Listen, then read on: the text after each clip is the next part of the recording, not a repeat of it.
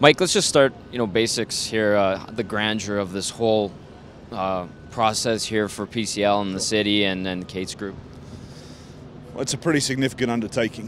When you're looking at a project such as this that's going to seat between 18 and 20,000 people, depending on the event, there's a lot to do.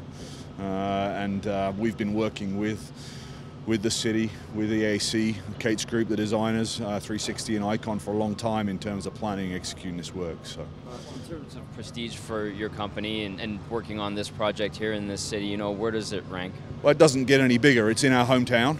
It's the major home of the NHL franchise in Edmonton.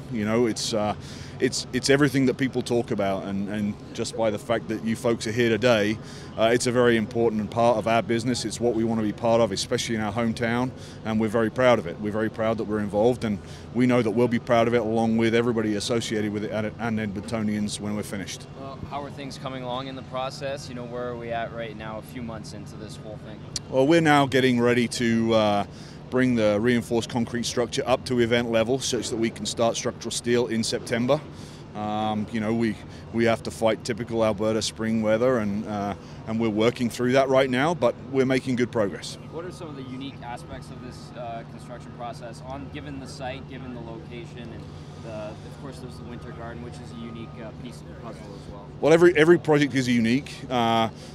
The fact that this is on such a large scale, large footprint, and we have a lot of work to do in what is really a short period of time. When you compare other facilities like this across North America, we did Staples Center in 20 months. You can't do that here because of the weather, so we have to plan our construction around the seasons and what it will permit.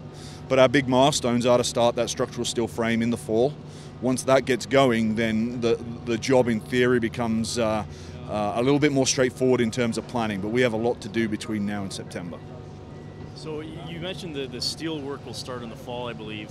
Yes. And that'll take about a year. So in the fall of 2015, will it kind of look like the arena's here, but all the work's going on the inside?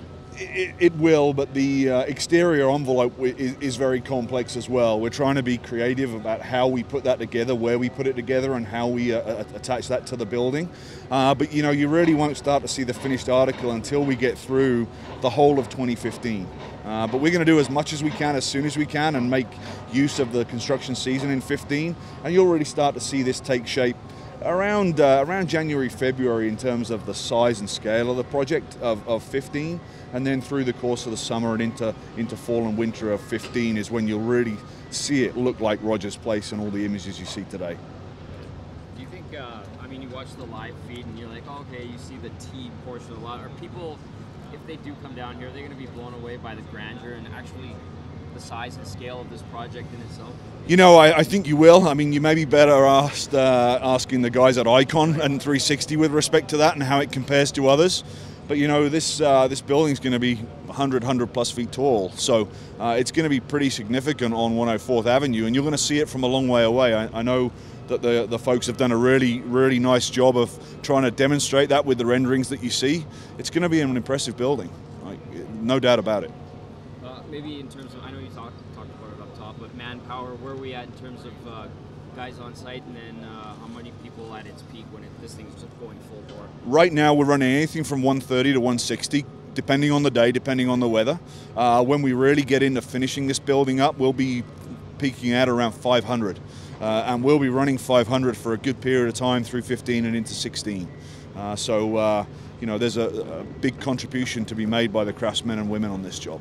Can we talk about what are some major milestones you've reached so far? Really, we're just kicking off the first couple. Excavation being done, the bulk of it, that 80,000 cubic meters that I referred to, that was a big one.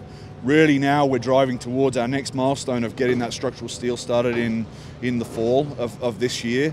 That's really when the rest of the milestones start to kick in for us. If it started to rain today and it rained from 1 to 5 this afternoon, is it possible for any work to be done at all when the weather gets bad? Our craftsmen and women and the subcontractors and our field team that work on projects like this will be working come rain or shine, come snow or sunshine. We'll be planning around that. We know the weather to expect in Edmonton and in northern Alberta. We'll be working fine.